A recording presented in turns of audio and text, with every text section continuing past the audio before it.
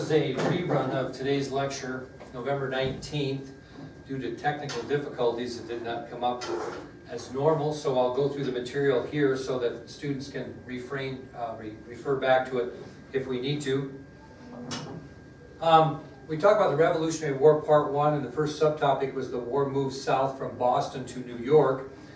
And in the spring of 1776, George Washington moved the Continental Army from Boston to New York. Washington was certain that the British were going to try to seize New York City and use its splendid harbor for their land and naval forces.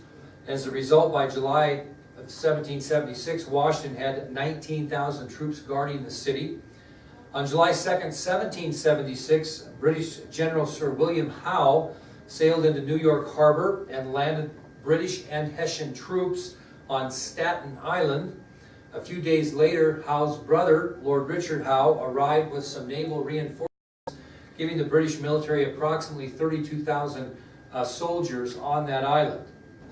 Late in August of 1776, General Howe landed 20,000 of those troops on Long Island, where General Washington had already stationed 11,000 American troops to defend the island. And at this point in the war, the Continental Army was really a force of undisciplined volunteers whose terms of enlistment were all 1 year in length.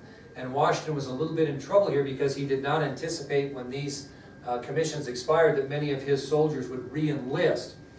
Well, British General Henry Clinton had surveyed the American forces on Long Island, and he put together a plan to try to surround and defeat the colonists. And on the morning of August 27, 1776, British and Hessian soldiers attacked the Continental Army and eventually surrounded it. American General William Sterling took 250 men and counterattacked the British to give Washington time to break through and retreat.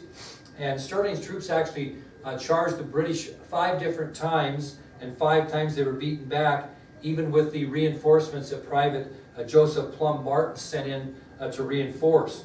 Well, the bottom line was, at the end of this skirmish, on August 28th, General Washington and about 9,000 men were cornered in Brooklyn Heights with their backs against the East River.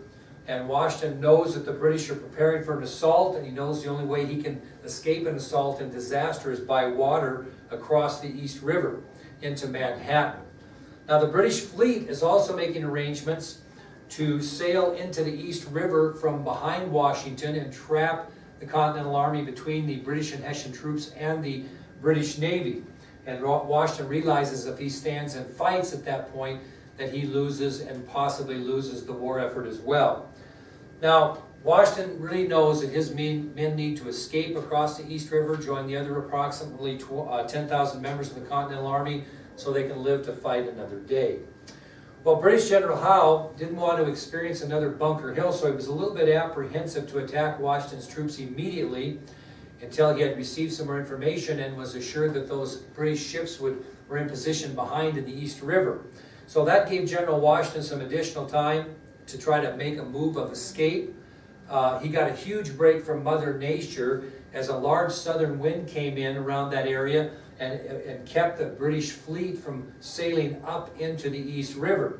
So now Washington makes the decision that he's got to ferry 9,000 men, their horses, and all their arms and equipment across the East River over to Manhattan Island. He knows they will advance north from there and avoid a British advance and live to fight another day. The escape must take only 1 night, must be done in total silence because the British and Continental armies are only about 600 yards away. So at this point, Washington turns to a colonel by the name of John Glover, who was an officer in the Continental Army and a shipping merchant by trade. He was considered a master mariner, a no-nonsense man, and he had 1,200 experienced men with him, so they began the process of evacuating General Washington's troops, horses, and supplies across the East River at present-day Brooklyn Bridge. Glover's men used dozens of small boats to transport the men, equipment, and horses. And again, Mother Nature gives Washington a break as the night turned overcast that evening, making it very dark. And so Washington took advantage of that. Now, to trick the Redcoats into thinking that the Continental Army was still camped just 600 yards away, American soldiers stayed behind with Washington, approximately 1,000, and they tended to many campfires, keeping them burning. so that the British believed that they were still there. They also rolled empty barrels back and forth to make it sound like they were digging trenches or marching, so that the British felt that the Continental Army had stood fast in their position and were not aware of the fact they were trying to escape across the East River. Well, these small boats were loaded so heavily because they didn't want to make too many trips back and forth that sometimes the water was just inches away from capsizing the boat. And the oars were an issue because they became kind of noisy, so Colonel Glover ordered that the oars of the boats be covered with canvas to muffle the sound. He didn't let anyone speak during this evacuation as well, because silence was crucial to success. Back at the Continental Army camp, they continued to make the British believe they were camped 600 yards away, and for 9 hours, Colonel Glover and his men sailed back and forth across the East River, loading those colonial soldiers, supplies, and horses. They made as many as 11 separate crossings to do this, and when they were done, Washington and his 1,000 soldiers still needed to make their way across the East River to Manhattan from their camp. Again, Mother Nature provides a third miracle. A very dense fog rolls in. People can see no farther than about 20 feet apart, and as a result of that, Washington and his men were able to escape and be ferried across the East River as well. At dawn, the morning of August 30th, General Howe sent out a patrol to locate the colonial troops to prepare himself for attack, and the British patrol reported back to General Howe that Washington and his troops had actually vanished, were gone.